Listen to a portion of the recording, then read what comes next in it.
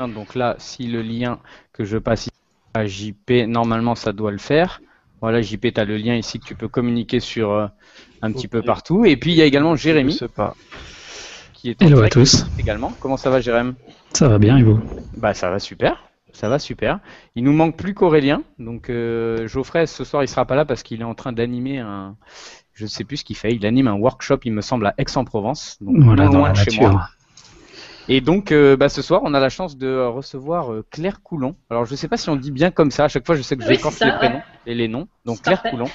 Alors, Claire, on est super contents tous de t'avoir parmi nous parce qu'on te présentera et puis tu vas te présenter de toute façon par la suite.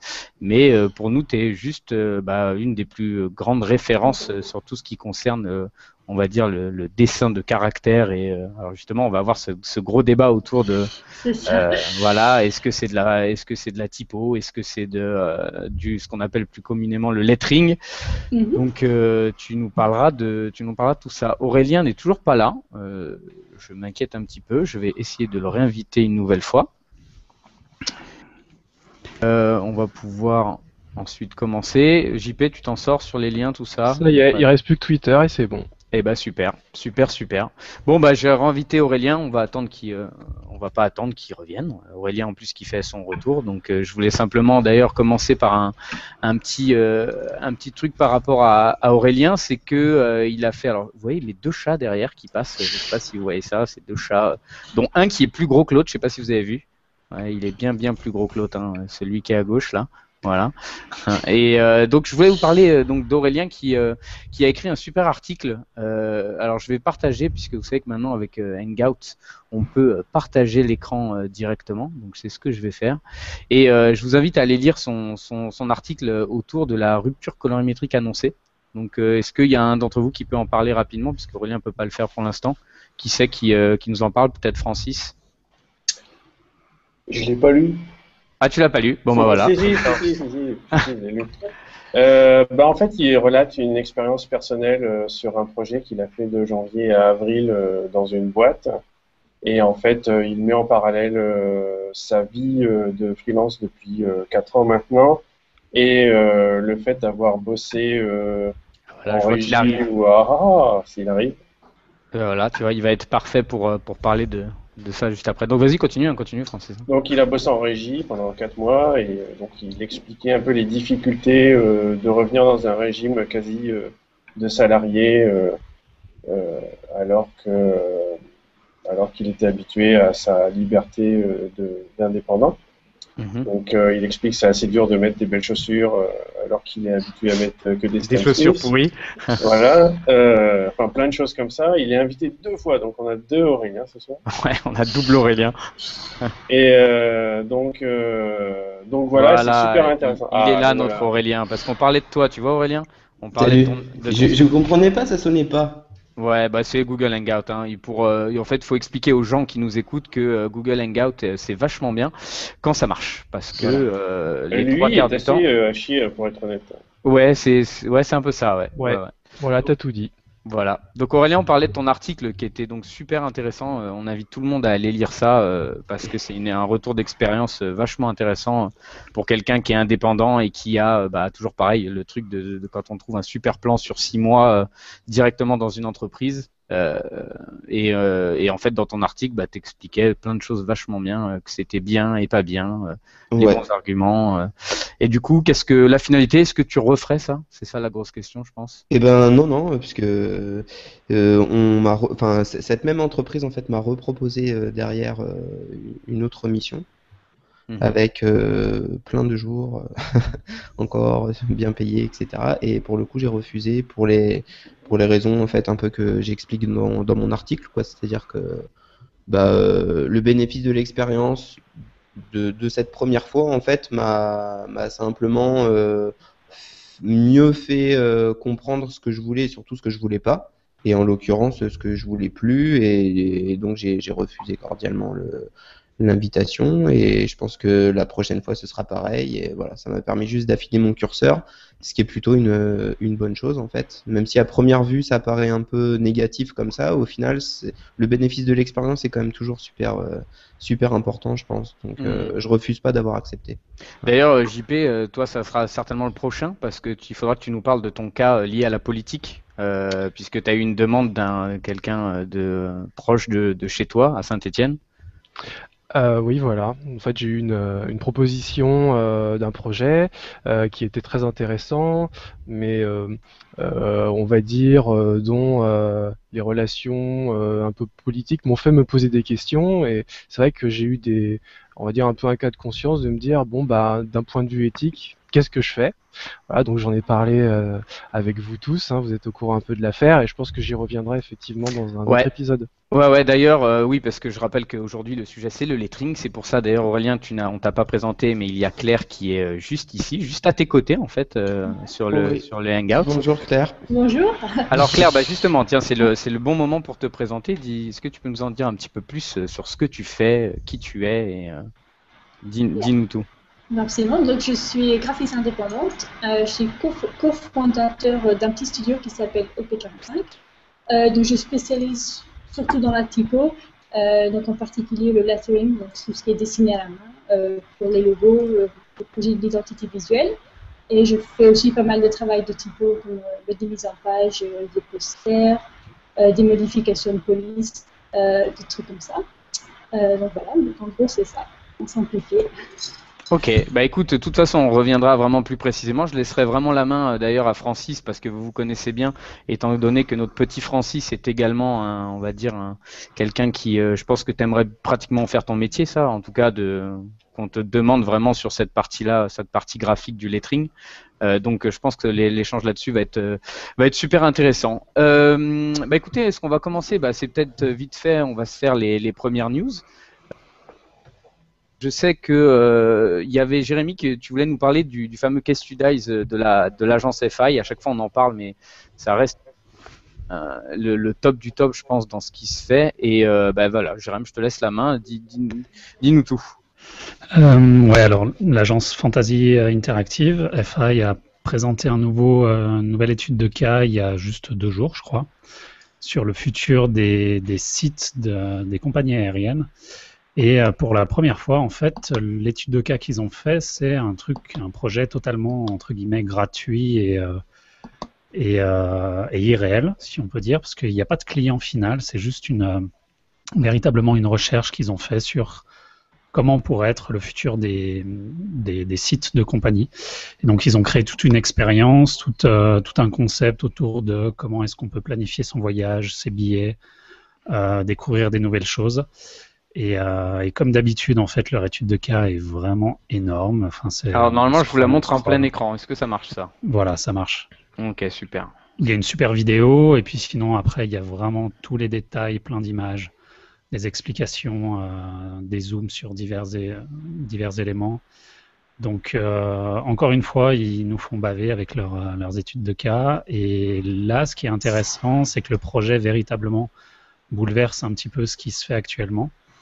Et je débattais avec un ami sur est-ce que c'est bien ou pas de présenter un concept comme ça qui n'est pas vendu à un client.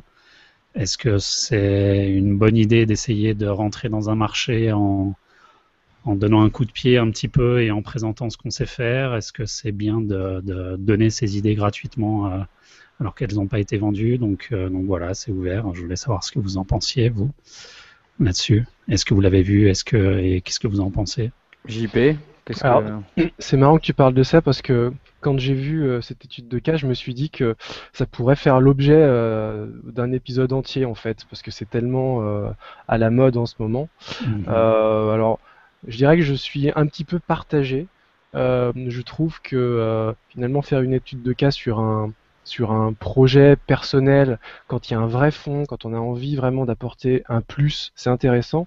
Mais quand ça en devient juste de rentrer dans la tendance en faisant des refontes de gros sites comme Facebook et Google, parce que finalement c'est très populaire et qu'on sait que ça va toucher, on va dire, une masse de gens, bah là je trouve qu'on est un peu moins honnête et au final je trouve que c'est un peu plat, quoi, c'est un peu du vent. Donc l'initiative de FI, je la trouve vraiment bien, mais pour moi on est vraiment très au-dessus de la moyenne des études de cas de refonte de ce qu'on fait d'habitude. Alors là, Ouais. je mélange un peu deux choses, quoi. Il y a la refonte et l'étude de cas, mais l'étude de cas, globalement, c'est vrai que c'est bien pour montrer le processus de création à des clients. Bah, là, le truc, c'est qu'effectivement, c'est une étude de cas sur un truc qui n'existe pas. C'est ça qui est quand même énorme. Et tu peux te dire que les mecs veulent aller chercher du client dans l'aviation, pratiquement. Tu dis que s'ils présentent ça à des clients potentiels, ça peut marquer des points. Donc, c'est peut-être bon Ouais. commercialement, quoi. Aurélien, toi, je sais qu'on n'avait pas beaucoup parlé des case studies, etc., que c'était un bon truc pour les portfolios, mais là, sur le délire de faire ça avant le projet en lui-même, qu'est-ce que t'en penses, toi? Bah, là, en fait, c'est FI, donc je pense que c'est un peu différent, en fait. C'est-à-dire que j'ai l'impression qu'ils ont plus grand-chose à prouver, et du coup, ça change un peu finalement enfin, la perspective des choses. C'est-à-dire que si c'était une petite agence pas trop connue qui faisait exactement la même chose, je pense que j'aurais une vision un peu différente. Le fait que ce soit FI qui fasse ça, que ce soit très bien fait, etc., du coup, ça change un peu les choses. C'est vrai qu'ils sont un peu les masters des case studies. Ouais, Enfin, c'est voilà, carrément eux qui c'est un ont. peu, voilà, c'est vraiment la référence, la référence. Et bah, c'est vrai que la question elle se pose quoi. Pourquoi est-ce qu'une agence comme ça aurait besoin d'aller encore rechercher des nouveaux clients alors que je suppose qu'elle a des tonnes et des tonnes de demandes dans les boîtes mail. Je sais pas. Après, je sais pas trop en fait en gros sur la démarche proactive comme ça, je sais pas si c'est vraiment une mauvaise chose ou pas. Dans le cas de FI, j'ai tendance à penser que non, c'est pas une mauvaise chose. En règle générale, j'ai tendance à penser que c'est toujours bien de challenger un peu comme ça nos capacités créatives, etc. Même hors contexte, même en total carte blanche, comme ça, je trouve que c'est toujours bien au final de créer des trucs, d'imaginer des choses. Ça challenge nos capacités créatives, etc. Après, c'est sûr qu'on n'est pas dans le monde réel, quoi. C'est-à-dire que voilà, c'est pas. Après, Faut bien faire la différence, de quoi. toute façon, on reviendra là-dessus parce que dans le lettering, je sais que tout ce qui est making of et tout, ça fait vraiment partie aussi du concept même, de voir toute l'évolution d'un logo, du travail de base, du croquis, etc. Ça, je pense que Claire et Francis, vous pourrez vraiment nous parler de ça par la suite parce que, bah, comme d'habitude, on prend déjà du retard, hein, mais ça, j'ai envie de dire que c'est comme d'habitude, hein. Donc, je sais que JP, tu voulais nous parler d'un nouveau. Alors, comment ça se dit ça? Alors, Bunker? je dirais Alors, Bunker, Ouais. un peu comme Flickr. Mhm. Donc Bunkr. Bunker, c'est en fait, alors il se présente comme le PowerPoint killer. Donc vous savez que PowerPoint, c'est cet outil qui permet de faire des présentations que tout le monde déteste, que tout le monde adore détester. Donc Déjà parce Bunker, que c'est Microsoft, hein, donc déjà de alors base. déjà, mais en même temps, il faut dire que c'est vrai que c'est un logiciel qui est très énervant. Moi, ça me met en rage à chaque fois que je travaille dessus. Mhm. Et donc Bunker propose d'être une alternative en ligne à PowerPoint. Et donc je l'ai testé. Je vais tenter de vous faire un petit partage d'écran pour vous montrer en gros Voilà, ce on qu'il permet pousse de la faire. technologie Google Hangout à fond là. Alors je garantis pas que tout se passe bien, mais on va quand même Eh tenter ben le si, coup. regarde, Voilà.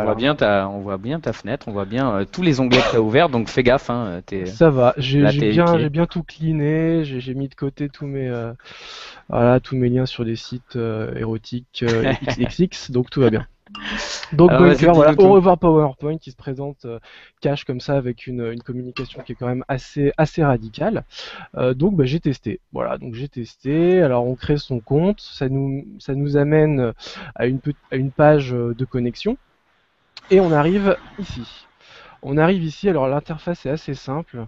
On a d'abord sur la partie droite, là, la partie qui est blanche, tout le contenu qu'on peut mettre sur ces slides. Et ensuite, sur la partie gauche, on a les dossiers qui permettent de ranger tout le contenu dans diverses catégories. Alors le principe, c'est donc ça, c'est-à-dire on va d'abord intégrer tout un tas de contenus qu'on peut mettre sur des slides, et ensuite on va pouvoir les mettre en forme. Alors je vais rentrer directement dans le vif du sujet. Vous avez vu, j'ai cliqué un peu à droite là sur un bouton qui nous permet de mettre en forme nos slides. Mhm. Alors on arrive sur donc sur des pages. Vous voyez que sur le côté, un petit peu comme sur PowerPoint, hein, on a la liste de tous les slides que l'on crée. Donc quand on clique ici, on a les slides qui viennent se rajouter, page blanche. Donc de manière très basique, on va pouvoir ici rajouter donc du texte, voilà, blabla. On a aussi du contenu, et donc le contenu c'est tout. Donc le contenu qu'on a chargé. Alors qu'est-ce que c'est que ce contenu? On va pouvoir mettre des images, on va pouvoir mettre de la vidéo, donc ça c'est quand même intéressant, et on va pouvoir mettre aussi tout un tas de choses, puisque je dirais, l'un des atouts de Bunker, c'est qu'on va pouvoir bookmarker des tas de contenus qu'on va trouver sur le web, dont on va pouvoir après se resservir sur ces slides. Donc Ouais, un exemple. Tu peux imaginer faire des presse très rapidement à partir de contenu web que tu as vu à droite à gauche, quoi. Voilà. Alors après, on reviendra peut-être après sur les droits d'utilisation et toutes les images qu'on trouve sur Internet. Ouais, parce que je vois que Jérém c'est depuis tout à une l'heure, des il limites tic. un petit peu tic, aussi de ce système. Mais pour ajouter du contenu, vous voyez qu'en haut, là, il y a un petit plus. On peut rajouter des images, de la vidéo, des sites. Alors les sites web, c'est des captures d'écran en fait des sites, des articles, donc du contenu, des articles qu'on peut trouver sur Internet, des notes, donc qui est équivalent un peu à du texte, et des citations. Donc si je clique sur les images, on peut bien sûr aller chercher des images sur son disque, mais ce qui est intéressant, c'est que, hop, je reviens ici, vous voyez qu'ici, on a Google Images, et quand on clique sur Google Images, on a en fait une barre de recherche qui nous permet de faire des images dans Google, en gros. Donc je sais pas, je vais taper n'importe quoi. Tu vas tomber sur Grégory? Tac. Sur Grégory. Oui, Grégory, Ah oui, d'accord, affiche, le petit ouais, Grégory, oui, d'accord. très bonne J'ai fait intervention référence de Francis. au fail de la semaine dernière, d'accord. Ah, ça dans le fail, ouais, là c'était quand même énorme. Et donc là, on tombe sur tout un tas d'images. Donc je vais en prendre une, n'importe laquelle. Je l'ajoute à mon bunker et vous allez voir. Donc l'image est ajoutée. Je reviens. L'interface et je est vois vachement que bien foutue. Hein. L'image, en fait, se retrouve donc dans ma petite liste de contenu. Et si après j'ai envie de l'utiliser sur un de mes slides, donc je retourne ici. Donc je vais sur contenu. Tac. Je vais choisir mon image. Voilà. Et je l'insère, sachant que, bien sûr, je peux gérer la taille, etc. Voilà. Donc Ah, c'est quand même super bien foutu hein, dans le. C'est assez propre. Alors j'ai fait quelques exemples. Voilà, j'ai fait une page avec typiquement voilà une image de fond et puis du texte par-dessus. Voilà. Et je vais vous donner aussi voilà ce que ça rend pour une vidéo. Je sais pas si tu pourras la lire là, mais. Alors il faut que je lance l'aperçu, donc puisqu'on a la possibilité de pouvoir voir ces slides. Tac. Et donc là, la vidéo se lance. Ouais, tu peux facilement imaginer que tous les gens, surtout dans le marketing, etc., qui font plein de presse à longueur de temps, là, ils se font les trucs super rapidement à travers ce service. Voilà, disons que l'avantage, c'est que ça simplifie énormément les fonctionnalités qu'on peut trouver sur des PowerPoint à l'essentiel, c'est-à-dire une image, un texte. On se rend compte maintenant avec le recul que pour faire une bonne présentation, il n'y a pas besoin de plus. Et là, ce qui est bien, c'est qu'il y a rien qui est en trop. Alors après, un autre aspect aussi intéressant, je vais faire vite, hein, et puis on passera à la suite, mais c'est qu'on peut partager aussi ces slides avec d'autres utilisateurs. Donc vous voyez qu'ici j'ai cliqué, on a la possibilité d'inviter, vous voyez en bas, inviter un collaborateur, on lance une adresse mail qui reçoit un accès à son slide. D'accord, et tu peux exporter tout ça ou pas? Tu peux exporter. Alors voilà, donc l'exportation, c'est ça aussi qui est très bien, elle est très facile, vous voyez qu'ici il y a un petit bouton exporter, on peut le faire à n'importe quel moment, quand on clique dessus, on peut l'exporter soit en HTML5, ce qui va donner un lien pour être lu voilà, en ligne, on peut l'exporter en PDF, ou on peut aussi faire un PowerPoint, ce qui est pas mal, pour ceux qui sont toujours un peu maso, voilà, c'est toujours bien. Donc ceci... Et donc la visualisation HTML5 en ligne. Voilà, donc ça c'est vraiment On y arrive très facilement. Alors les petits points après que je trouve un peu en moins, c'est effectivement cette impression qu'on pourra utiliser toutes les images qui sont sur Internet. Or, c'est quand même soumis à des droits, et ça, il faut le rappeler. Alors ensuite, ce que j'ai trouvé aussi un peu dommage, c'est que à l'heure des typos personnalisés, eh ben on en est encore réduit à un choix très basique en fait de typos. Et quand on a l'habitude maintenant de voir de plus en plus de blogs avec un vrai choix typographique riche, et ben là clairement on a l'impression d'avoir quelque chose d'un peu passé quoi. Et pour moi c'est vraiment un des points négatifs de Bunker. Alors, ça peut peut-être aller voilà, peut-être à la majeure partie des utilisateurs, mais par exemple pour un public un peu plus ciblé design, créatif, ils peuvent se trouver un Après, peu en manque de richesse typographique. je crois que typiquement, ça c'est vraiment le truc fait pour au marketing, les press, etc. qui se font super vite. Je pense pas que le but, ça soit vraiment de faire un truc super graphique. Mais par contre, tu me donnes une parfaite transition pour Francis qui va nous parler ensuite de son livre qui est également lié à la typo. Donc ça c'est une parfaite transition. En tout cas, JP, merci pour tout ça. Je pense que c'est quand même à tester parce qu'il y a quand même moyen, si tu fais des belles images, etc., de faire des trucs sympas. L'interface est cool. Et dernière chose là-dessus, est-ce que c'est gratuit? Alors voilà, en ce qui concerne les prix, donc ce n'est pas gratuit, vous pouvez l'essayer pour 30 jours maximum, et puis ensuite il y a plusieurs licences utilisateurs en fait, donc ça commence à 3 € par mois avec un utilisateur, jusqu'à 100 utilisateurs pour 270 € par mois. Voilà. Ok. Donc pour les entreprises, ça peut être intéressant. Juste un petit truc là, parce que j'ai vu que Bunker, il nous avait répondu aujourd'hui sur Twitter. S'il nous écoute, juste la possibilité de rajouter des Google Web Fonts, ça pourrait être cool. C'est gratuit et puis ça permet d'avoir des jolies fontes. Puis de rajouter un petit disclaimer sur le fait qu'il ne faut pas utiliser les photos qu'on trouve sur Google Images, ça pourrait être bien. Parce qu'on en croise déjà trop dans les PowerPoint. Donc si on veut vraiment ne plus faire de présentation comme sur PowerPoint, il faudrait utiliser des images dont on a les droits. Donc voilà. Très bonne. Excellente remarque. À toi, Francis. Merci, Jérém. Bon, Francis, c'est à toi.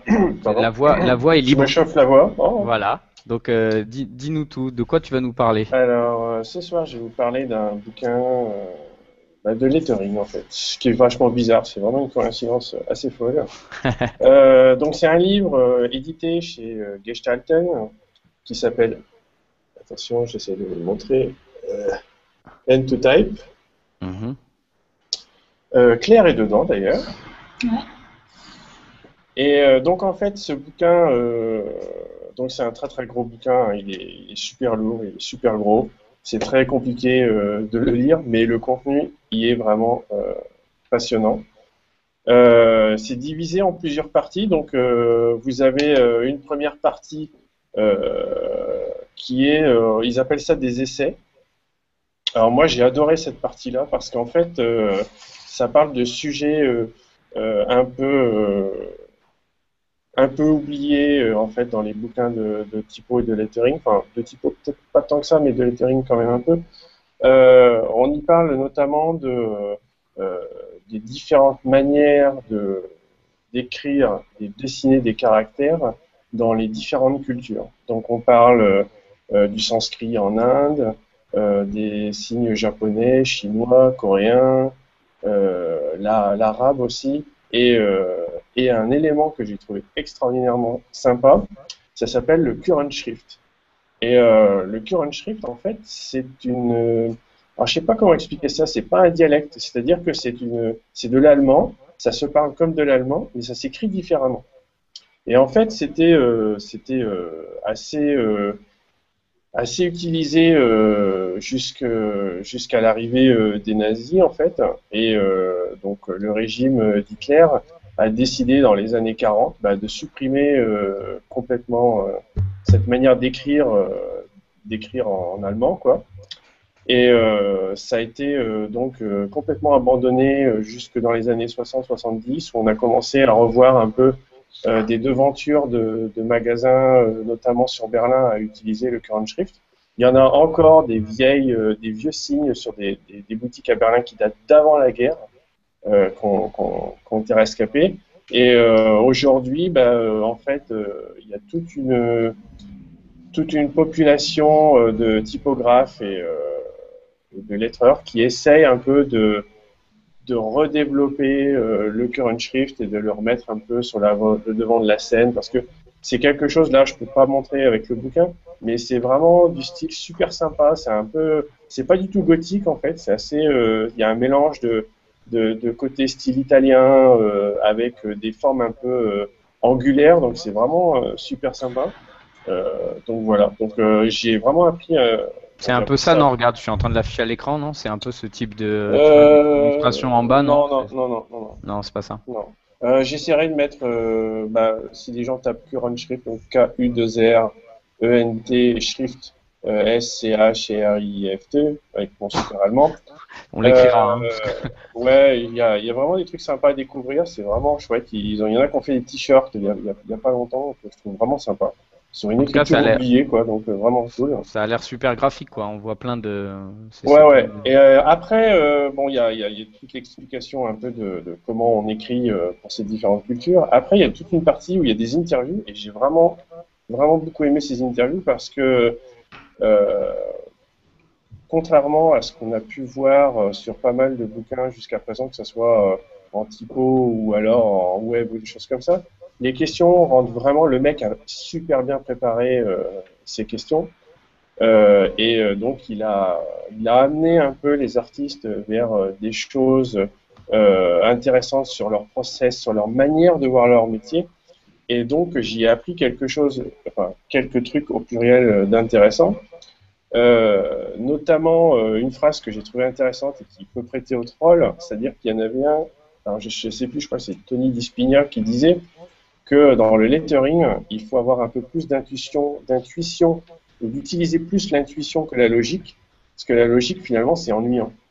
Et donc, il explique qu'on a tendance toujours à partir d'un croquis qui est super stylé et très intuitif, pour finalement arriver à la fin à une forme qui est beaucoup plus proche de la typographie, parce que finalement, le client veut quelque chose de plus simple, parce qu'on veut quelque chose qui soit plus lisible, ou des choses comme ça.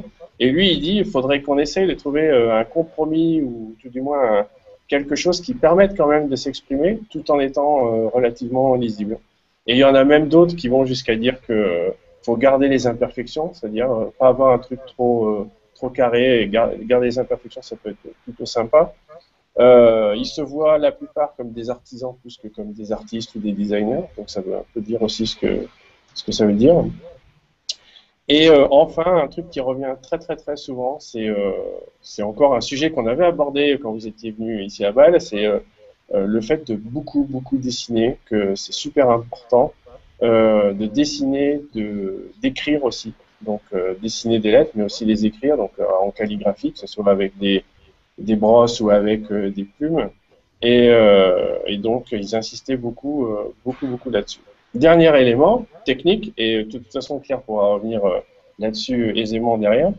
Il y a un élément que moi dans mon travail je remarque et que je trouve qui est super important et qui peut paraître un détail à un moment donné, c'est que des fois on a l'impression que nos lettres, il y a quelque chose, il y a un truc qui fonctionne pas. Et on travaille sur les lettres tout le temps pour essayer de rendre ça meilleur, alors qu'en fait, le petit détail, c'est l'espacement entre les lettres.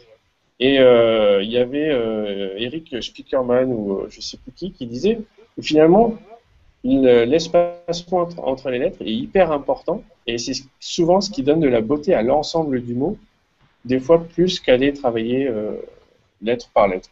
Donc je trouvais ça assez intéressant. Ensuite, il reste 150 pages sur des travaux de différents designers ou artistes, comme vous voulez. Il y a quelques explications de process qui sont plutôt pas mal. Moi, ce que j'aime bien, c'est qu'il y a beaucoup d'artistes qu'on ne voit pas forcément dans tous les bouquins, donc c'était vraiment bien de voir ça. Par contre, la question que je me posais, c'est il y a beaucoup de calligraphie, en fait, et on parle beaucoup de lettering et de calligraphie, qu'on emploie le même mot pour les deux et des choses comme ça. On parlait tout à l'heure de la différenciation entre la typo et le lettering. Je pense que c'est important aussi de faire une différenciation entre le lettering et la calligraphie. le lettering étant du dessin de caractère et la calligraphie, c'est de l'écriture. Mais les deux sont très liés. Mais l'ensemble du bouquin, franchement, à lire, pas dans le métro, hein, ça c'est sûr, mais vraiment pour ceux qui veulent apprendre quelques trucs ou découvrir des artistes qui ne voient pas forcément par ailleurs, je leur conseille donc ce bouquin, Hand to Type, édité chez Gestalten, qui d'ailleurs fait d'autres super bons. Qui est à 40 €, hein, c'est ça, 39 €. Ouais, un truc comme ça, ouais. Okay, c'est du niveau qualité, je veux dire en impression de chez Taschen, parce que c'est bien fait et c'est pas cher. Claire, tu supposes que tu as, de toute façon, rien qu'à voir la bibliothèque qu'il y a derrière, je pense que tu as une énorme bibliothèque. T'en achètes beaucoup, toi, des bouquins un peu dans cet esprit? Oui, enfin, surtout il y a quelques années, j'en achetais pas mal. Là, j'en achète moins. Enfin, je suis plus spécifique avec ce que j'achète. Parce qu'il y a beaucoup de livres sur la typo, mais sur le design aussi, où il n'y a que des images. Et bon, à la force, on a un ou deux, bon, après ça suffit. Donc, j'aime bien ceux qui ont un peu plus de texte. Par exemple, là, le Hand to Type, comme disait Francis, c'est bien. Il y a plein d'articles au début. Ça parlait aussi pas mal de la différence, comme disait d'ailleurs, entre la théorie et la calligraphie et tout, ça c'était très bien. Je trouve que ça ajoute un peu plus de substance que de voir que des images. Ça, je trouve que c'est bien, c'est ça que je recherche en fait. On parle souvent de Pinterest pour justement ce type pour se mettre plein de visuels ou de dribbles. Toi, c'est des choses que tu utilises aussi beaucoup pour ton inspiration? Pinterest, pas du tout. Presque jamais. Dribble, oui, mais pas vraiment pour l'inspiration. Enfin, je regarde ça comme ça dans mon temps libre, mais pour les projets spécifiques ou pour la recherche, en général, je cherche moins des trucs contemporains, enfin moins des trucs qu'on voit pour se tourner en rond pas mal. Donc, je cherche plutôt ailleurs ou dehors, ou juste pour avoir un peu des références un peu différentes. Et je trouve que c'est un peu limitant des fois de voir tant d'images comme ça, tout bien fait, tous en même temps. C'est un peu... je sais pas, des fois ça m'empêche d'avancer, ça me bloque un peu. Super intéressant ça. Bah écoute, de toute façon on va y revenir au gros sujet qui est dans quelques minutes, mais juste avant ça, on va donner la main. Merci beaucoup Francis pour ce livre, comme d'habitude, super intéressant. Je pense qu'on va tous acheter ce livre, comme d'habitude également, puisqu'à chaque fois que tu finis ta chronique, on achète le livre. Mais celui-là, je l'avais déjà repéré. J'avais déjà repéré ce livre chez toi là. C'était un de ceux que j'avais mis de côté, quoi. Donc Jérém, tu vas nous parler, on reste dans le sujet en fait, tu vas nous parler de quelque chose lié à la typo et du web. Vas-y, je te laisse. Alors dans la boîte à outils du designer aujourd'hui, je vais vous parler de FontPrep. C'est une toute petite application qui coûte 5 $, que vous pouvez trouver sur fontprep.com, qui n'est dispo que sur Mac malheureusement. Mais voilà, qui est toute simple en fait, c'est vraiment ultra simple et ça sert tout simplement à faire des web fonts à la base, basés sur vos fichiers de fonte normaux, TrueType ou autres. Alors je montre à l'écran ce que ça dit. On voit un peu Et voilà, donc là la vidéo on voit bien, donc il suffit de glisser, déposer vos fichiers de fonte dessous et après on peut sélectionner, ce qui est assez intéressant, on peut sélectionner les différents encodages qu'on veut, on peut sélectionner les types de glyphes si on veut que les majuscules, minuscules, si on veut les accents ou pas, les chiffres ou pas. Donc ça peut être intéressant par exemple si les web fonts qu'on trouve en ligne sont trop grosses ou pas forcément assez spécifiques pour l'utilisation qu'on veut en faire. Ça permet de faire des fichiers de fonte qui sont beaucoup plus légers. Alors bien sûr, ce que je rappelle, c'est qu'il faut utiliser ça qu'avec les fontes dont on a les licences pour le web. Malheureusement, aujourd'hui, tu es très droit. Tu rigoles pas aujourd'hui. Tu veux pas qu'on pique les trucs. Je le suis de plus en plus. Il faut. Donc voilà, il faut bien faire attention quand vous achetez une fonte sur le net que vous puissiez avoir la licence web qui va avec. Donc la plupart du temps, quand il y a la licence web, il y a les web fonts qui sont fournis. Mais comme je vous disais, en fait, ce petit outil permet véritablement de bien fine-tuner ces fichiers et puis de faire des choses assez légères et puis vraiment de sélectionner vraiment que les glyphes qu'on veut. Ça peut être utile aussi si vous fabriquez vos propres fontes et que vous voulez faire vos fichiers de web fonts. Et puis tout simplement, ça peut être bien aussi si vous voulez pas passer par un CDN type Google, Typekit ou autre et héberger ça sur votre serveur ou pour des des webfonts en interne aussi pour des intranets ou autres. Donc voilà, ça vaut 5 $. L'application est vraiment toute simple, le design est très flat et responsive. Et voilà, c'est bien utile. Moi, je m'en suis servi. J'avais un besoin très précis justement de faire des fontes assez légères et je trouvais nulle part ailleurs. Et donc voilà, j'ai trouvé 5 $, c'est simple. Prenez-le, achetez-le et voilà. Ok, super. J'ai une question. Ouais, Francis. Par rapport à FontSquirrel, qu'est-ce que ça quelle est la différence? Puisque déjà sur FontSquirrel, on peut déjà choisir les caractères. C'est la question que je me suis posée également. Alors, pourquoi est-ce que, moi, pour l'utilisation que j'avais, pourquoi est-ce que j'ai pas utilisé FontSquirrel? Tout simplement parce que il me refusait la fonte que j'avais, me disant que c'était une fonte, je sais plus, avec une licence particulière. Avec des licences, alors que on avait les licences, toutes les licences qu'il fallait. Mais voilà, il refusait de l'utiliser, donc j'ai dû trouver un autre moyen.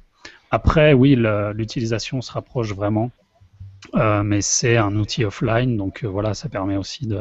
Oui, c'est ce que j'allais dire, c'est offline Voilà. aussi. La FontSquirrel est un truc online. Donc, Parce que c'est bien tous ces outils online pour faire des présentations, pour faire toutes ces choses-là, mais des fois des applications offline sont quand même bien utiles.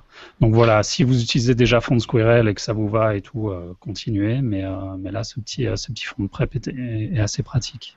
Et juste une chose aussi, quand il parle de manipuler les typos, c'est qu'en fait tu peux créer ton jeu de caractères, mais Ouais. tu peux pas agir sur le caractère en lui-même. Non, tu vas pas changer le dessin et autres. Tu peux juste créer ton jeu justement très personnalisé, ou si tu veux. Moi, j'avais besoin que des majuscules sans les accents et autres, donc ça permet vraiment de faire des fichiers assez personnalisés. Puis après, ça exporte dans tous les SVG, je sais plus les autres formats là pour Internet Explorer et compagnie. Donc voilà, il y a tout le truc avec les CSS. Donc le OD, WOF et compagnie. Voilà. Tiens, je profite de ça pour le petit coup de gueule vite fait rapide. Est-ce que vous avez toujours pas accès de tous ceux qui sont passés en CC pour Photoshop, Illustrator, etc. Toutes les typos là, je sais qu'Aurélien t'attends ça aussi avec impatience. C'est vrai que ça rend fou ça. Il y a quelqu'un qui a des news là-dessus sur le fait que pourquoi ils annoncent partout qu'on va avoir ça et que c'est toujours pas. C'est cool parce qu'Adobe annonce justement les typos, annonce le Creative Cloud. Ouais, exactement, c'est ce que j'allais dire. Qu'on avait avant et qui est plus disponible maintenant. Donc c'est cool de lancer une super suite logicielle avec plein de features si quand elle est lancée en fait on n'a pas grand chose. Minimum viable product. Ouais voilà, bon on a les applications, on peut s'en servir, mais tous les services qui vendent en plus pour vraiment vendre la suite et le passage au cloud, ce serait cool qu'ils arrivent assez vite quand même. Aurélien, t'as pas eu des news toi là-dessus? Non, j'avais posé la question sur Twitter et non, j'ai pas eu de. Donc on va gueuler sur Michael qu'on recevait dans un ancien épisode. Je pense qu'on peut le réinviter juste pour l'insulter, par principe. Voilà, on l'invite et tout le long de l'épisode. Pas là moi la dernière fois. Voilà, tu pourras l'insulter toi aussi. Comme ça, on pourra tous insulter Michael. Cela dit, j'en ai discuté un petit peu avec quelques designers de caractères, enfin en tout cas des gens qui sont un peu dans l'industrie typographique numérique, on va dire, qui voient un peu ce côté-là d'un mauvais œil parce que ça pose quand même une question de licence en fait. C'est-à-dire que la question va se poser de dire si toutes les fontes qui sont sur Typekit arrivent sur ta machine et tu peux entre guillemets en disposer comme tu veux, quelque part, ça pose quand même une question de licence parce que si tu vas du côté des fonderies, en fait, cette fonte-là, tu vas l'acheter, je sais pas, 30 euros, 30 euros la fonte ou 40 ou 50, je sais pas. Tu vas sur Typekit, tu payes un abonnement pour l'utiliser et avec Creative Cloud, du coup, tu peux la télécharger au final gratuitement via l'offre et t'en servir comme tu veux. Bah, c'est donc tout l'intérêt, justement. Bah ouais, mais du coup, c'est tout l'intérêt pour Adobe. Et les fonderies avaient déjà le même problème quand on a commencé à parler des web fonts. Tout à fait. Mais du coup, je me demande en fait, donc je pense que cette offre va effectivement arriver, mais la question que je me pose, c'est quelle va être l'étendue du catalogue. Et je pense que ce sera extrêmement restreint parce que pour en avoir discuté avec avec certains.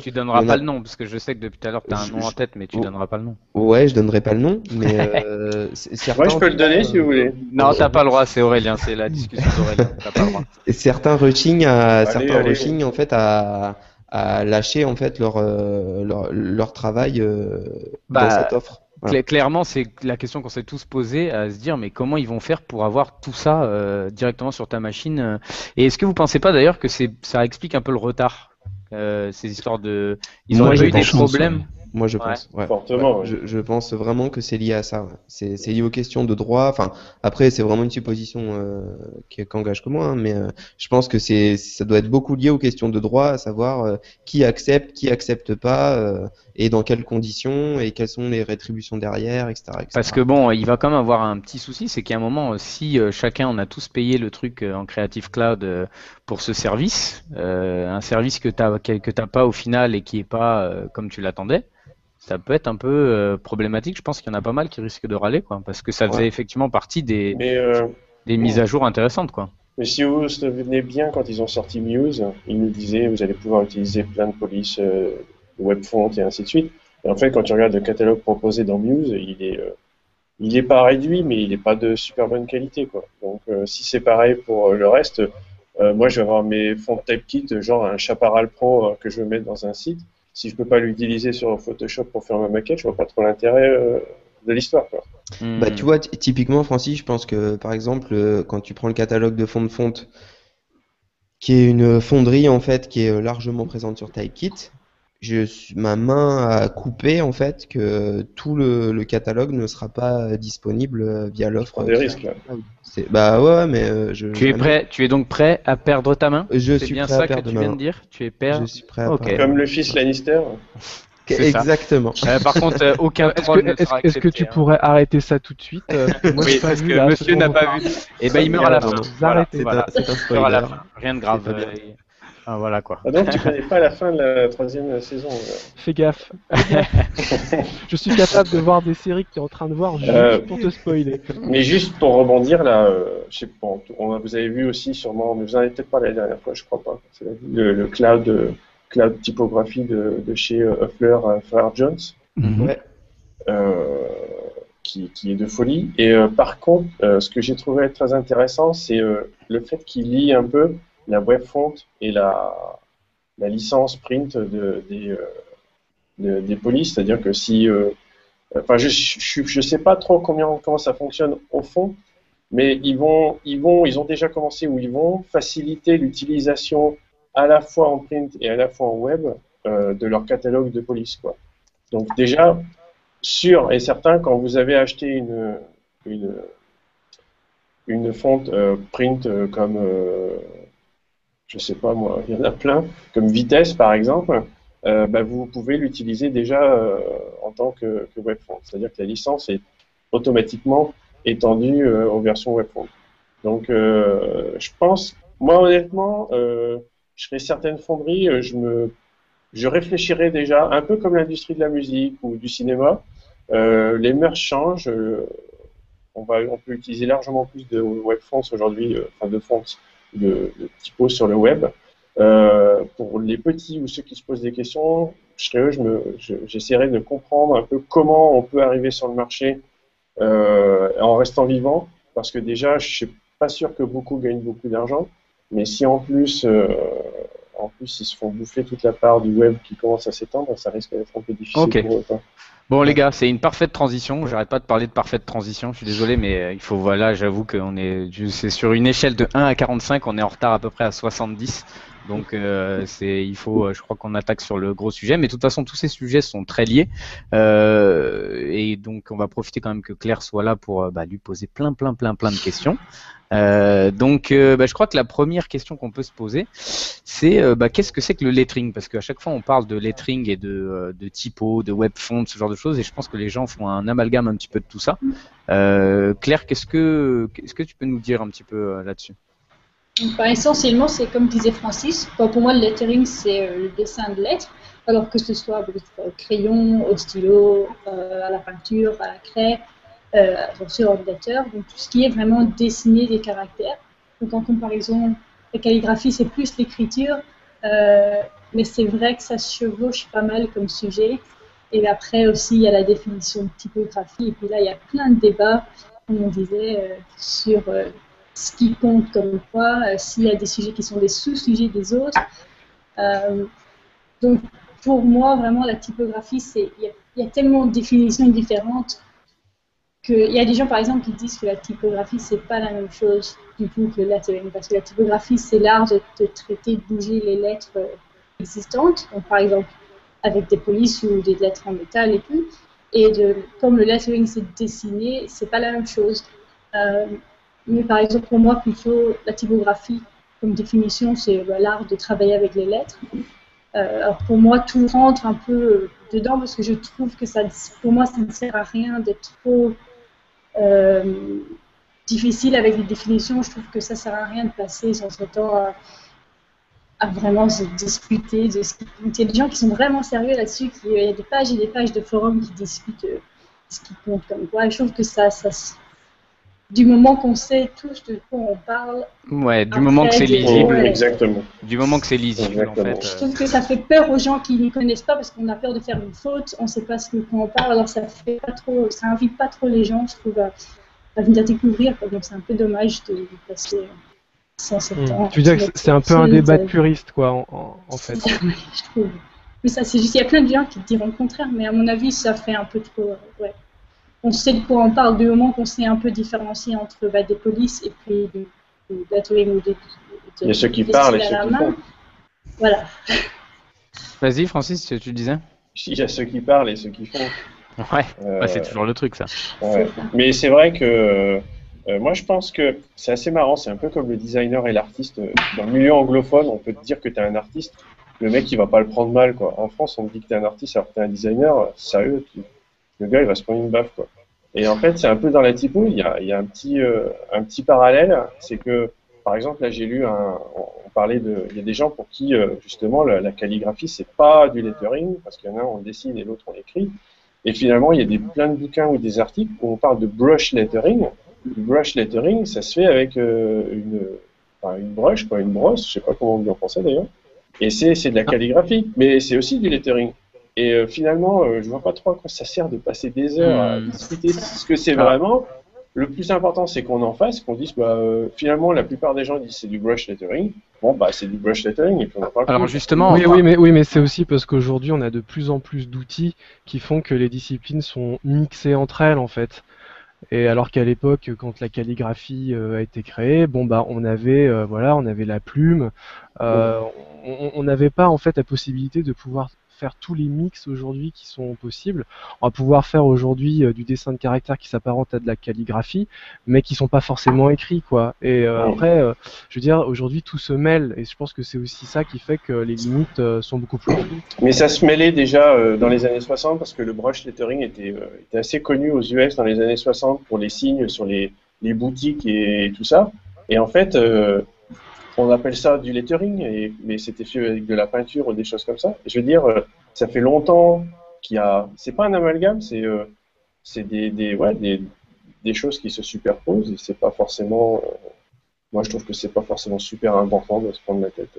Alors justement, par rapport à ça, tu parlais de brush. Ça, c'est, je pense, qu'une chose tout le monde se demande. C'est par quoi tu commences en fait, Claire, quand tu travailles? Est-ce que tu es sur papier? Est-ce que tu arrives à directement travailler, par exemple, dans Illustrator, dans Photoshop, parce qu'on sait qu'il y a plein de brushes, etc. On sait que souvent, on vous voit commencer à travailler sur papier. Est-ce que toi aussi, tu fais ça? Oui, je crois que je travaille pratiquement jamais sur l'ordinateur en premier. Je fais ça un peu bizarrement parce que même si je commence au pinceau, par exemple à la brosse ou quelque chose, brush, pardon, je redessine très vite au crayon parce que je trouve que j'ai plus de contrôle. Par exemple, avec un brush pen, par exemple, je trouve qu'on a du mal des fois à avoir. C'est bien pour avoir la forme, mais après je passe assez vite avec du papier calque, par exemple, et je retravaille au crayon. Mais il y a beaucoup de fois où je fais juste au crayon tout de suite en suivant les formes qu'on aurait avec un autre outil. Mais ça, je crois que c'est peut-être assez particulier. Je pense qu'il y a plein de gens qui commencent avec les différents pinceaux, les différents feutres, plus et moins au crayon après. Alors là, moi, je préfère au crayon. je montre par exemple, tu vois, quelque chose, un des travaux que tu as réalisé. Alors je montre celui-là parce que déjà c'est un ami, c'est un petit Français. Vous savez que c'est le spécialiste en France de tout ce qui touche au tuto lié au motion, qui s'appelle Matrunks. Qui est très, Bonjour, très beau. qui est excellent. Donc grand bonjour, big bisous à Mathias s'il nous écoute. Et donc tu as fait son logo qui est carrément super. Et on voit bien donc dans donc le début et puis toutes les annotations, etc. Que tu as mis au-dessus. Et puis la finalité. Donc, est-ce que ça, c'est typiquement quelque chose un travail qui représente vraiment ce pourquoi on t'appelle et que tu fais en permanence? Oui, je pense que oui. Au début, en fait, avant le dessin en crayon, il y a des trucs bon, assez moches. C'est au feutre, par exemple. Là, j'avais fait au Copic Marker, donc c'est un feutre assez large. Et j'avais dessiné ça, mais ça ressemble pas à grand-chose au début. Et puis après, j'étais passée au dessin au crayon, je pense. Et donc une étape avant ça, où c'était du dessin, mais vraiment brouillon, quoi. Et après, en général, j'ai tendance des fois à scanner entre-temps et de bouger un peu les lettres sur l'ordinateur, sur Photoshop. Et après, je réimprime pour redessiner. Ça marche pas mal parce que ça permet de voir, de bouger et tester des trucs faciles sans effacer et tout redessiner. Mais oui, ça, c'est à peu près comme ça que je fais en général. Ok, Francis, je sais que toi, Ah, pardon, vas-y, JP. Ouais, moi j'avais une question en fait, parce que c'est vrai qu'on parlait de. Ah, j'ai l'impression qu'on t'entend plus, On t'entend Francis. JP. Ouais, je devais JP. taper Ah, sur c'est le bon. clavier. Ouais, c'est bon, là, vas-y. Ce que je voulais dire, c'est que donc on parle souvent de l'étude de cas, des étapes préparatoires, etc. Quand je vois le logo de Matrunks avec toutes ces marques que tu as fait au crayon, honnêtement, est-ce que ça c'est quelque chose que tu fais en amont ou est-ce que des fois pour la présentation, tu rajoutes pas aussi des indications pour la présentation de ton Je travail? voudrais dire que c'est du marketing. En général, il y en a beaucoup que je garde dans la tête plutôt que de les marquer. Mais là, c'était des annotations, je pense, à partir du feedback que j'avais eu sur les premiers dessins qu'on voit là dans le shot à côté. Et donc, c'était pour me rappeler que je les avais écrits sur le coup, par exemple, avant de passer au numérique. Mais en général, ça dépend. Des fois, je ne note rien du tout parce que je les garde dans la tête. Si je ne suis pas en train de documenter le processus, je ne le fais pas parce que je le garde en tête et je le fais directement. Donc, ça dépend aussi si j'ai décidé de garder, de pouvoir documenter sur mon site après. Alors là, je fais un peu différent. Mais si je fais tout d'un coup, comme ça, dans la tête. Ouais, parce que c'est vrai que quand on parle souvent de lettering, on parle beaucoup aussi de sensibilité. Il y a une lettre, on sent qu'elle fonctionne, d'autres qu'elle ne fonctionne pas. Et il y a énormément d'essais, de tests avant d'être sûr d'être sur la bonne lettre.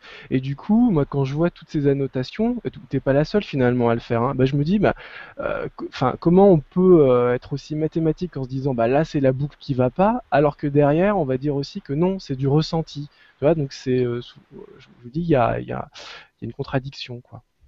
En général, on le voit, je pense, je pensais juste quand on regarde à la force, on s'habitue, on voit ce qui manque, quoi. Donc c'est pour l'histoire de marquer pour se rappeler, quoi. Mais c'est vraiment à l'œil, quoi, qu'on juge, et puis à la force, on a l'habitude de voir que là, l'espace c'est pas bon. L'expérience joue beaucoup. Hein.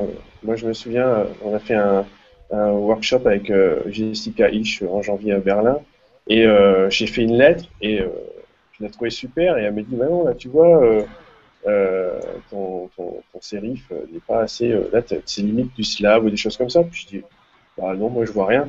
Et elle a repris la feuille, elle a pris un crayon, toc toc, elle a fait 2-3 annotations et la lettre était nickel, quoi. Et je veux dire parce qu'elle le voit, parce qu'elle a l'expérience, elle a sûrement dû en bouffer tellement qu'on le voit, quoi. Et quand tu commences ou quand t'as pas l'habitude, il y a plein de choses que tu vois pas alors que à force d'en faire, je pense que c'est plus facile et plus simple de voir ce qui fonctionne pas. D'ailleurs, je tenais à vous le dire, hein, que ça soit toi ou encore plus clair. Hein, perso, moi, je vous déteste, hein, parce que quand je m'y mets et que je prends un crayon et que j'essaye de me dire, ouais, ça a l'air facile, quoi, puisque t'as l'impression que c'est fait super vite et tout, mais c'est horrible parce que j'arrive à rien. Je pense qu'on est énormément dans ce cas-là à chaque fois voir les finalités. C'est pour ça que moi, je trouverais ça sympa que Claire elle nous montre ce qui est moche. Les trucs qu'elle dit qui sont moches pour voir un peu si c'est vraiment moche, quoi. Parce qu'au moins ça nous ferait du bien un peu parce que moi c'est pareil quand je commence je fais des trucs pourris puis je dis mais comment il faut y arriver super bien. C'est horrible le dessin de caractère. On voit pas ce qui est moche. C'est affreux. Il y en a sur mon site des moches. C'est d'aller voir. Ah, D'ailleurs, ouais, je sais que c'est qui à chaque fois celui qu'on prend en référence aussi, Francis, tu sais, avec un nom un peu. Sergei Shapiro. Ouais, Sergei. super. Est-ce que justement vous avez un style qui est donc complètement différent et lui, on a vraiment cette impression que il fait ça d'un coup de crayon, quoi. C'est vraiment l'idée. c'est une technique super précise, hein. Je suis en train d'essayer de la comprendre là, pas à pratiquer. C'est hyper rigoureux et hyper précis. Ça paraît truc vite fait n'importe comment, mais en fait, tes courbes, tes lettres, il y a une manière de fonctionner qui est très très particulière. C'est purement du brush lettering à fond, et lui, il accentue un peu les traits et des choses comme ça. Et justement, on parlait de choses moches. Moi, j'ai vu des pages entières de croquis qu'il fait, et c'est clair, au début, c'est moche. Mais plus il pratique, et on le voit hein, au fur et à mesure, et au bout d'un moment, il arrive à un truc qui est bien. Et il y a d'autres gens qui font du même business que lui. Ces personnes, elles découpent les lettres qui leur plaisent dans certains mots, prennent des lettres d'ailleurs, et collent un peu tout ça, le scannent et rebossent après en vectoriel ou retravaillent dessus au crayon. Des fois, c'est pas attendre que tout le mot soit parfait, des fois, ils prennent que des lettres dans différents mots. Je trouve que c'est super Claire, intéressant, en fait. c'est un truc que tu fais ça aussi, Claire? De temps en temps, mais là je trouve que Sergei, par exemple, ça me semble plus calligraphique dans le sens où il fait plein de fois la même chose et la fin, en fait, lui, c'est pratiquement tout le truc est bon. Quand il a le bon mot, c'est ça, quoi. Et après, il le vectorise et je crois qu'il change pas trop après, enfin, je suis pas sûre. Tandis que moi, j'ai plus tendance à découper ou prendre des trucs qui marchent quelque part, les remettre ensemble. Et c'est un peu plus construit dans ce sens-là. Je fais très rarement un truc qui est bien dessiné pour tout. Oui, d'une certaine manière. Ça, c'est parce que j'ai moins l'habitude qu'elle est. Ça peut ressembler en fait au travail de graffeur, quoi. C'est-à-dire qu'ils ont une maîtrise du geste, qui font leur signature tellement de fois qu'au bout d'un moment, ils ont la forme parfaite. Mais cela dit, Sergei Shapiro fait aussi un travail qui s'apparente un peu plus aussi à ce que tu fais, Claire, notamment avec le logo de Dunked. Ou Dunked, on pourrait dire, qui du coup là, on sent qu'il y a vraiment un travail de chaque lettre pour qu'elle soit toute vraiment harmonisée de manière. Clairement, Dunked là-dessus, ça ressemble beaucoup plus au style que fait Claire. C'est justement, c'est pas. C'est ça que tu disais, JP? Oui, voilà, ça ressemble plus à ce que fait Claire. Mais c'est vrai que Sergei Shapiro est peut-être aussi assez connu pour ces mots qui sont très gestuels, quoi. On a l'impression que c'est très spontané. Ouais, vas-y, Claire. Non, je disais juste, ça dépend aussi du style qu'on recherche. Par exemple, quelque chose de plus régulier, comme par exemple Dunk, il y a du mouvement quand même, et on voit d'où ça part, mais c'est vrai que le résultat final est plus propre, un peu, si on veut, que quelque chose de plus calligraphique et plus visuel. Donc ça dépend aussi beaucoup de ce qu'on cherche comme look à la fin. Alors justement, là je montre, c'est QB, c'est ça, c'est un service web. D'ailleurs, ça on enchaînera aussi là-dessus après parce que ça, tu fais beaucoup de services web, donc des gens qui t'appellent pour ça. Et là, on voit bien justement un petit peu de quoi t'es parti. On voit que tu as testé plein de choses.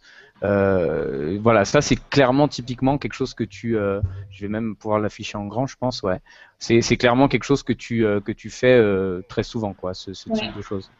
Là, par exemple, sur la gauche, en haut, ça ressemble à rien. Enfin, c'est pas des trucs, c'est pas beau à voir, mais ça aide à trouver un peu l'idée, à voir comment les lettres fonctionnent entre elles. Et après, à partir de ça, en général, tu peux commencer à visualiser ce qui va marcher. Et après, tu progresses petit à petit. Donc ça, c'est vraiment comme ça que je préfère faire.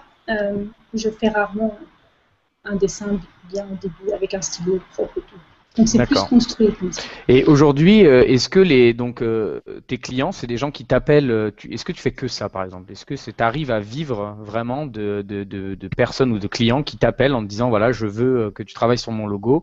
Est-ce que aussi ils ont des briefs? Parce que je sais que on en parlera peut-être vite fait avec Francis, mais Francis a fait le nouveau logo Visibility qu'on montrera bientôt, et du coup on a pu voir un peu tout le processus de création, tout ça qui s'est monté, et c'est vrai que le brief par exemple me concernant, je savais pas quoi dire, quoi. C'est super difficile de dire je veux des lettres comme ça, je veux que ça soit lisible. Comme Claire Coulon. Ouais, voilà, moi c'est simple, j'ai dit je veux un truc qui déchire comme ce qu'elle fait, Claire, quoi. Ben, en général, il y a des gens qui ont des briefs tout faits, mais il y a beaucoup de gens qui n'ont pas, et en général, j'ai des questions. En fait, on le fait ensemble, le brief. Enfin, ils ont une idée de ce qu'ils veulent, et ils me disent ce qu'ils font, et c'est quoi leur sujet ou leur produit. Et après, je renvoie en général des questions à propos de de la perception qu'ils veulent donner, les gens qui cherchent à contacter, quoi. Plein de trucs comme ça où ils vont s'en servir, et comme ça, avec ça, c'est là qu'on décide ensemble, où on parle ensemble du style qui va être approprié, ce qui va marcher pour le sujet. Donc en général, on en parle beaucoup ensemble, mais des fois, il y en a qui ont l'habitude, surtout si c'est des art directors ou des gens qui sont déjà dans le graphisme, eux, ils savent en général plus me dire on voudrait quelque chose comme ça, ou on cherche ça. Et c'est quoi les indications justement qu'on te donne qui vont après donner un logo plus fin, un autre plus épais, avec plus de... Qu'est-ce qu'on te dit? Parce que pour du lettering, ça me semble beaucoup plus sensible, beaucoup plus fin que pour je sais pas, un site ou d'autres formes de design. Bon, on s'habitue avec le temps, mais en général, par exemple, les différences, si on veut, déjà, il faut voir si on veut quelque chose de très propre ou quelque chose qui fasse très, tu vois, hand-drawn, donc assez DIY. Donc, comme on disait, si c'est régulier exprès, s'il y a des épaisseurs qui varient exprès, ça donne un look spécifique qui fait assez informel, assez jeune, par exemple, ou plus... moins cope, j'ai pas trop les mots en français. Enfin, et dans l'autre sens, plus raffiné, ça fait... Ouais. Claire. Après, par exemple, sur le type d'annotation que toi, tu as pu marquer sur certains des travaux qu'on a vus précédemment, ça, c'est vraiment toi, en fait, qui repasse sur ton travail ensuite, ou c'est le client qui te dit, ah bah non, moi, je voudrais plutôt ça, comme ça, parce que on a l'impression que, comme ça, que c'est plutôt vraiment l'œil du professionnel qui peut agir dessus, plutôt que l'œil du néophyte client qui te dit, oui, ça ou ça. En général, c'est moi pour les petits détails. Des fois, ça dépend du client aussi, ce qu'ils font comme boulot. S'ils sont graphistes, on peut parler plus technique et ils ont tendance à voir plus ce qu'il faut faire. En général, les retours clients, c'est plus on voudrait que ça fasse, je sais pas moi, plus ou moins élégant, ou on voudrait que ce soit moins épais. En général, c'est comme ça. Mais les petites annotations, c'est en général les trucs que moi je vois à changer. D'accord. Qui ont besoin d'être révisés. Okay. Et aujourd'hui, dans ton travail, le lettering, ça prend combien de je sais pas, en pourcentage de temps de travail? Le lettering, ça prend combien à peu près? Je crois que c'est la plupart du temps. Enfin, en général, tous mes projets ont au moins un aspect de lettering. Donc, en général, c'est le logo, par exemple. Et avec, il peut y avoir des t-shirts ou des interfaces, des fois, de temps en temps, ou des projets de print qui vont avec. Donc, pour toute identité visuelle, mais il y a toujours au moins un grand pourcentage qui est... C'est vraiment ça ce que je fais comme spécialité. D'ailleurs, tiens, j'en profite, question que je pense qu'on a pas mal à se poser. Quand tu fais un logo comme ça, par rapport au droit, par rapport à... Est-ce que tu as aussi, toi, des règles vachement précises sur l'utilisation sur un t-shirt, enfin voilà quoi. Est-ce que tu t'occupes de ça? Pour un logo, en général, ils ont besoin quand même de pouvoir se servir partout. Donc, je vends donc les droits d'utilisation partout, mais je garde le fait que c'est moi qui l'ai créé. Donc, en général, je garde le droit de création, quoi, de montrer le travail. Plus ou moins, en général, ça passe bien. Mais pour l'utilisation, ils peuvent s'en servir partout. Okay. C'est un logo. Jérém, tu voulais poser une question? Pas particulièrement. Je pense que là, c'est vrai que mes compères ont les bonnes questions qu'il faut, mais non, c'est cool. Et toi, Francis, tu voulais parler? Moi, j'avais une petite question. J'aimerais savoir comment tu as débuté. Qu'est-ce qui t'a attiré là-dedans? Est-ce que c'était plus le dessin? Est-ce que c'était plus l'écriture? Qu'est-ce qui a fait que tu es arrivé à bosser, à faire que ça maintenant, quoi? J'étais intéressée en fait dans la typo il y a longtemps, donc à l'université. J'ai fait une année de prépa. C'est là où j'ai commencé à découvrir des typos différentes. Et là, j'ai surtout commencé par en dessinant, mais en recopiant des typos existantes. Pour apprendre et tout. Et après, progressivement, j'ai continué pendant 3 ans après à faire des projets centrés sur la typo, mais c'était pas tellement, c'était pas du tout des scripts, pas vraiment du lettering non plus. Je faisais plutôt, j'essayais de faire des polices, mais bon, pas très réussi. Et, donc j'ai fait pas mal de travail comme ça, assez géométrique. Et c'est vraiment seulement après, je pense 1 ou 2 ans après que j'ai quitté l'université, où là j'ai commencé à dessiner plus en style un peu plus calligraphique. Et puis après, j'ai eu un projet où ils voulaient spécifiquement un logo typographique dessiné à la main. Et après, j'ai continué comme ça. Donc c'était un peu par hasard le premier client, je ne me rappelle plus trop. Peut-être que je leur avais proposé comme ça en fait. Enfin bon, j'ai commencé à en faire et puis le plus que j'en ai fait, après le plus que j'en ai eu comme projet, donc ça a continué comme ça. Ouais, d'ailleurs, donc fait beaucoup de services web, comme on a pu le voir. Et je sais qu'avec Francis, on a eu pas mal de difficultés, enfin de difficultés. On s'est posé beaucoup de questions sur la lisibilité, sur le fait que un service web, faut qu'on puisse avoir le logo qui soit en petit, parce que c'est vrai qu'on voit toujours les typos en grand, donc c'est super beau tout ça, mais il faut que ça reste super lisible en petit. Est-ce que ça, c'est une problématique qui te touche particulièrement? Est-ce que, enfin voilà, qu'est-ce que tu en penses toi de ça? Et quels sont les tips pour résoudre ce genre de problème? C'est vrai que c'est super important et surtout avec la croissance de tout ce qui est dans Internet sur mobile où c'est encore plus petit, il y a pas mal de trucs qu'on peut faire et quand on commence à s'habituer, ça devient plus facile. Il y a par exemple, il faut que les lettres soient très spacieuses, donc si tu as un A, un O, un E, tout le petit l'espace négatif à l'intérieur, donc le count space, je ne sais pas trop comment on dit en français, il faut que ça reste vraiment aussi grand que possible, alors que quand tu réduis ta lettre, en fait, elle reste bien visible, parce que sinon, les traits noirs ont tendance à apparaître plus fermés, et donc ça donne un truc qui est plus difficile à lire. Donc, il faut essayer de garder les lettres aussi ouvertes que possible, et aussi éviter d'avoir des formes individuelles qui partent trop loin du corps du logo. Enfin, si tu as par exemple un D, il faut éviter que l'ascendant parte sans étant en haut, parce que comme ça, quand tu vas le réduire pour le mettre dans je sais pas, une barre en haut, là, un header, tu n'as pas beaucoup de place verticalement, donc si tu as un élément qui est beaucoup trop long en haut ou en bas, après ton logo il sera tout petit. Donc, il faut essayer de garder un peu une forme aussi compacte que possible verticalement. Comme ça, ce sera plus facile à utiliser en contexte. Et du coup, est-ce que tu retravailles des logos des fois quand il y a ces petits problèmes-là? Est-ce que tu fais des versions un peu miniatures, par exemple, pour que ça marche dans des navigations ou autres? En général, pour le logo entier, ça je le fais toujours la version principale qui marche à toute taille, mais pour par exemple tout ce qui est favicon où c'est vraiment petit, en général là je fais une version séparée qui est par exemple un peu moins épaisse ou qui a des traits qui sont plus loin les uns des autres ou les proportions qui sont différentes pour que ce soit plus carré, pour que ça rentre mieux dans la taille 16 pixels de hauteur. Donc pour ces versions-là, oui, des fois je fais une option, enfin pas une option, une version à taille réduite. D'accord.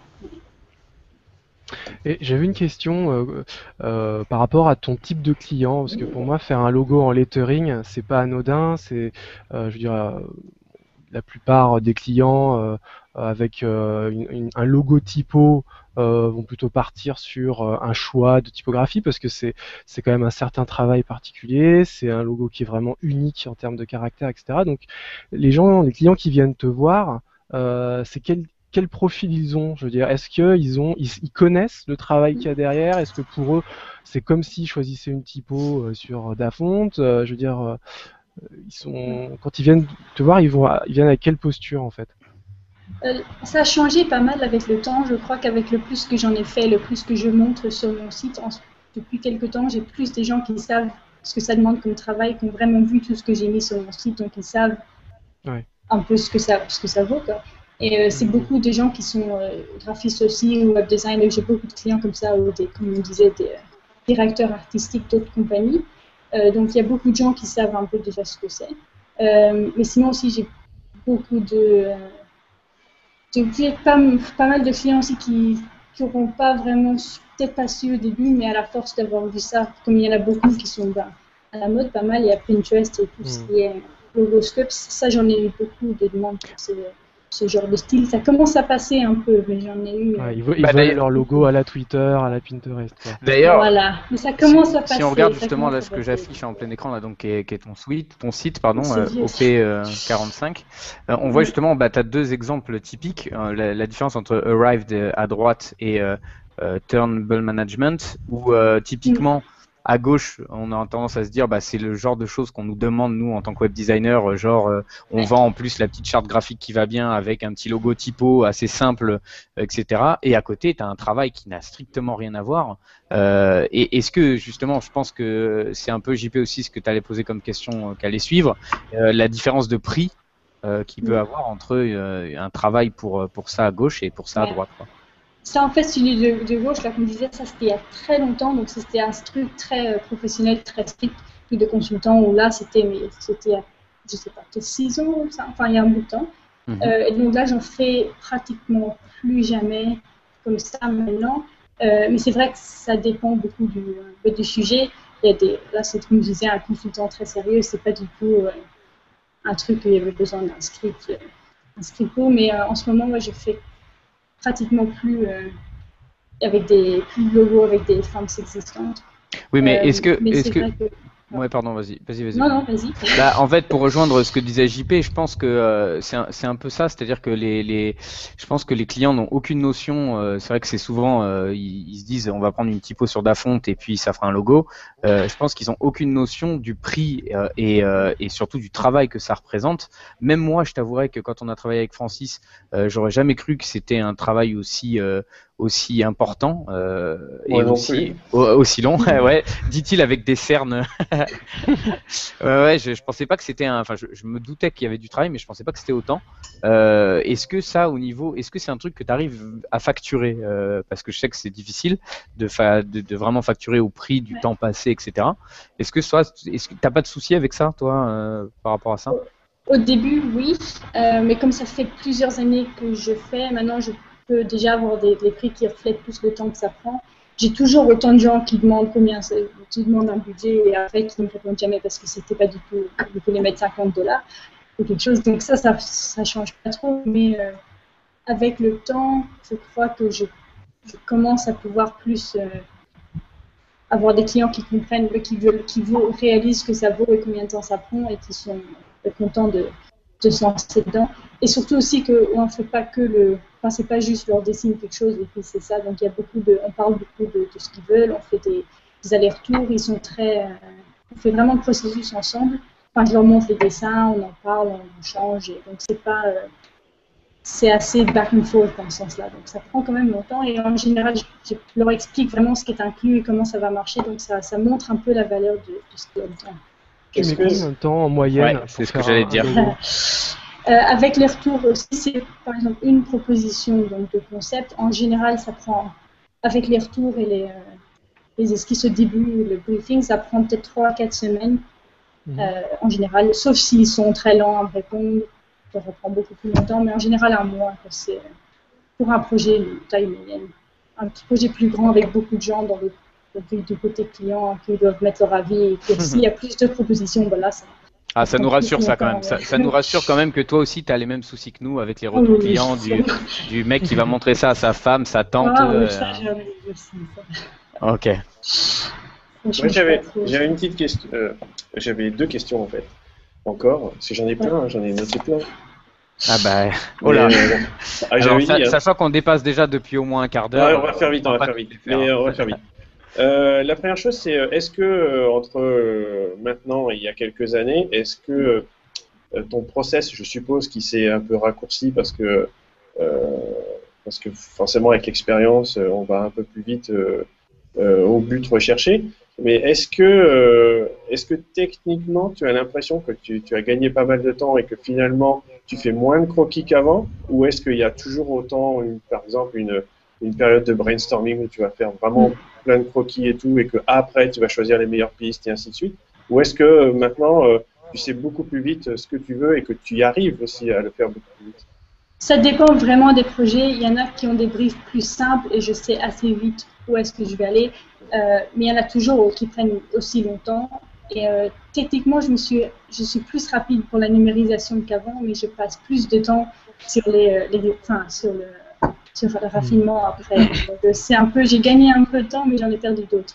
Donc, je pense que ça prend toujours un peu de temps. Mais pour les dessins en général, je suis plus confiante que je sais où je vais aller, dans quelle direction je vais aller, mais ça dépend des projets. Ok. Et l'autre question, c'était Dribbble. Alors, est-ce que Dribbble a changé quelque chose dans ton job et qu'est-ce que ça t'a apporté? Et en termes de notoriété, on s'en rend bien compte, mais aussi en termes de taf. Est-ce que ça t'a apporté du taf? Est-ce que tu as des bons projets qui sortent de ce genre de réseau social, ou est-ce que finalement il y a vraiment de tout et que c'est difficile d'en faire le tri? Je crois que la plupart de mes clients, enfin peut-être pas la plupart, peut-être 80% viennent de Dribbble. Et là, je me suis pas servi pendant quelques mois et il y en a moins de demandes, mais il y a toujours pas mal. Et ça m'a vraiment changé beaucoup parce que j'ai eu beaucoup plus de demandes. Ça permet que les demandes soient plus spécialisées. Donc, comme on disait un peu tout à l'heure, c'est vraiment pour ce genre de travail. Comme c'est ce que je montre, c'est ce que j'ai comme demande. Donc pour moi, ça a beaucoup changé. Je ne sais pas si c'est un peu par hasard que je m'en suis servi depuis quelques années et en même temps, il y a eu, je sais pas, peut-être c'est devenu plus populaire comme approche. Je ne sais pas si c'est une relation, mais oui, pour moi, ça a pas mal changé. Ouais. Mais c'est super intéressant parce que c'est des discussions qu'on a très souvent, nous, Dribble, parce qu'on parle toujours de Dribble, on critique un peu le truc parce qu'à la base, ça devait être du case study et puis les gens devaient échanger, etc. Et puis au final, on se rend compte que c'est beaucoup plus du portfolio qu'autre chose, mais au final, c'est ce qu'on disait la dernière fois avec Aurélien, par exemple, on se rend compte que des gens comme toi, on parlait aussi de beaucoup de Julien qui marche beaucoup avec Dribble, bah, l'air de rien, ça rapporte beaucoup de travail, quoi. Alors, je pense que ça rapporte beaucoup de travail aux gens qui sont les plus connus, parce que l'air de rien, Claire, je pense que tu fais partie des gens les plus connus à travers Dribble, mais il y a quand même une espèce de relation entre le nombre de followers et le nombre de contrats, en tout cas, que tu peux décrocher, et j'ai quand même l'impression que l'air de rien, Dribble rapporte du taf, donc Oui. en tout cas, toi, là, c'est la preuve que... Bah toi, tu dis 80%, Ah ouais, c'est énorme quand 80%, même. C'est beaucoup. C'est énorme. C'est peut-être Dribble ferme demain, qui qu'est-ce que tu deviens, quoi, on se dit. Je sais pas. Je verrai. Moi, de mon côté, honnêtement, je suis pas à 80%, mais je suis peut-être à 60% Eh via ouais. Dribble, alors que j'ai beaucoup moins de followers que Claire, etc., et que je poste très peu. Mais c'est un vrai, c'est un vrai catalyseur de business, Dribble. Alors, Et puis il y a aussi les choix par zone géographique, par tag et des choses comme ça. Mm. Donc les gens peuvent quand même trouver relativement facilement des gens qui veulent. C'est alors, plutôt intéressant. ouais, par contre, j'en parlais beaucoup avec Dune aussi, vous savez, qui a fait les illustrations donc pour Walking Web, et il me disait que lui, du coup, reçoit aussi beaucoup de demandes, mais c'est souvent des devis qui n'aboutissent jamais parce que c'est tout le temps des prix qui sont, enfin, c'est souvent en tout cas des prix qui sont bas. Et du coup, il perd beaucoup de temps à répondre à toutes les demandes qu'il a. Est-ce que toi aussi, Claire, à travers Dribble, c'est un truc aussi où tu perds pas mal de temps? Oui, j'essaie de trouver un système où je réponds déjà quand les emails sont en général, c'est pas très long, il y a pas beaucoup d'informations. Je réponds plus ou moins la même chose ou je leur demande plus d'informations ou des fois je leur donne un prix, mais vraiment juste une estimation histoire de pas perdre du temps avec des gens qui me diront après en fait ils avaient 500 €. Voilà, C'est c'est le ça. tri, quoi. Donc ça aide un peu à trier, mais c'est vrai que les gens. Mais ça, je pense que ce serait pareil que si les demandes venaient de là ou d'ailleurs, il y aurait toujours du temps perdu à faire ça. J'ai pas encore trouvé un bon système pour éviter de perdre trop de temps là-dessus. Mais ouais. Non, mais en tout cas, c'est vachement intéressant de voir que Aurélien, toi, enfin, vous êtes vraiment Dribble pour vous est apporteur de business. En plus, l'air de rien, vous êtes français, donc je pense que ça, c'est même si vous êtes je pense que vous parlez tous les deux super bien anglais, enfin, j'en doute pas. Mais ça prouve que même en étant en France, on peut choper du boulot sur Dribble et que l'air de rien, bah voilà, c'est quand même intéressant, quoi. Donc je sais que Francis là, il trépigne de dire que non, c'est pas bien, ou je sais pas ce que tu vas dire, mais Ah non, Non. pas du tout. Ah non. Moi, je trouve ça très bien et honnêtement, moi, j'avais jamais de demande avec des shots de web design. Et du jour où j'ai mis des croquis de lettres ou de lettering, j'ai eu des demandes. Bon, par contre, peu de demandes intéressantes, beaucoup de choses à jeter. Ou alors, ils envoient un email à 300 personnes en même temps et puis voilà. Mais je pense que c'est super intéressant. Il y a juste un truc que je trouve, nous, pour ce qui est lettering qui est intéressant, c'est que tu peux mettre du croquis.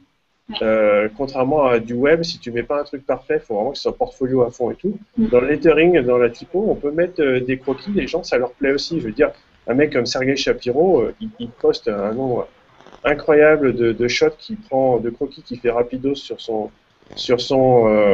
avec son téléphone. Il les met et puis je pense que ça lui sert aussi de voir, bon, si les gens apprécient, je suis sur la bonne voie, s'ils apprécient pas, je suis pas sur la bonne voie. Bon, il y a des gens qui n'utilisent pas uniquement comme portfolio. Mais on a encore une certaine liberté, je pense, à ce niveau-là. Et il y a un intérêt, et il y a vraiment des gens talentueux, et il y a vraiment beaucoup d'intérêt pour ça, quoi. Moi, j'ai pas des millions de followers, mais je pense que les 3/4 des followers, ils sont là pour le lettering, pas pour le truc, même si c'est pas beaucoup, quoi. Alors je vois que Claire, tu as allumé la lumière, donc Oui, je fais ça. ça s'assombrissait petit à petit. Bon, de toute façon, je crois qu'on va devoir arrêter là. Bon, de toute façon, on a envie de discuter avec toi, Claire, pendant à peu près tous 3 heures, hein, parce qu'on a tellement de questions. C'est vrai que le lettering, je pense que de manière générale, c'est quelque chose qui fascine. C'est quelque chose de très déjà lié à l'histoire. Il y a l'idée de la typo, donc on est tous web designers avec cette idée des belles typos sur le web. C'est un sujet qui est passionnant. Est-ce qu'il y a des choses qu'on peut lire sur toi ou des choses que je sais pas. Déjà par exemple un truc tout bête, qu'est-ce que tu conseillerais à quelqu'un qui a envie de se lancer dans le lettering? Qu'est-ce que tu conseillerais? Déjà, je trouve que ce qui m'a vraiment aidé, c'était de regarder partout. Donc pas juste regarder sur les sites de design, mais regarder de la typo partout, tu trouves sur les affiches, sur du packaging, même si c'est des trucs pas jolis, je regardais partout, et puis aussi de dessiner beaucoup des trucs qui existent déjà, donc même de les tracer avec du papier calque par exemple, ou avant je copiais, j'ouvrais Illustrator, je tapais des mots et je peux dessiner les polices, et en fait ça t'apprend vraiment à reconnaître tout ce qui est les nuances dans les lettres, ce qui marche dans certains caractères, ce qui marche pas. Il y a plein d'ajustements optiques qu'il faut faire à l'œil pour que ça paraisse bien, mais tout ça tu peux vraiment apprendre rien qu'en faisant, et ça peut aider de faire ça à côté de faire son entraînement à quoi aussi, quoi. Donc, de faire un peu les deux, ça aide vraiment d'avoir un œil un peu critique et d'apprendre comme ça tu t'apprends toi-même ce qui est là sans que personne te le dise, et comme ça te rend mieux. Ça c'est bien, je trouve, pour commencer. Ok, je sais que Francis, toi, tu nous avais aussi conseillé pas mal de stylos, de pinceaux, ce genre de choses. Ça, je pense que tu pourras en lister peut-être quelques-uns dans l'article, parce que ça, c'est quand tu nous les as fait tester, c'est quand même assez génial, quoi, ces outils. Ouais, ok, pas de problème, pas de souci. Oui, c'est vrai que moi, je trouve que faire de la calligraphie, ça aide aussi à apprendre la forme des lettres, les pleins, les déliés, des choses comme ça. Je trouve que c'est super important, puis c'est super agréable. En plus, c'est une sorte de méditation, c'est génial. Ok, bon, et ben les amis, un immense merci à tous. Merci Aurélien, ça faisait longtemps que tu n'étais pas là, ça fait plaisir de te revoir. Immense merci aussi à toi Claire, merci à vous. Vraiment très content de t'avoir rencontré, parce que tu es quand même une star, l'air de rien. Donc je pense qu'on était tous contents d'avoir j'espère que les gens ont bien kiffé aussi, parce que c'est assez rare d'avoir des gens comme toi. Et puis on va, je pense, continuer à te suivre dans tout ce que tu fais. Et puis voilà. Évidemment, tout ce qui est WTF, quiz et tout, on a tout zappé, puisqu'on est complètement en retard, normal. Je remercie aussi Francis. Merci, mon petit Francis. De rien. Ouais, merci à Claire d'avoir accepté l'invitation. Merci de m'avoir invité, c'est sympa. Non, c'était bien cool. Merci JP aussi. C'était un plaisir, comme d'habitude. Et tu te lances au lettering 3, toi aussi, je crois. J'ai vu quelques trucs passer. Oui, puisque Francis a eu la bonne idée de faire un groupe Facebook pour que chacun se motive, s'entraîne, etc. Et donc voilà, effectivement, moi aussi, je m'y mets un petit peu. Ok, super. Bon, merci. Et puis Jérém, plein de gros bisous aussi. Yes, merci à vous tous, c'était bien cool.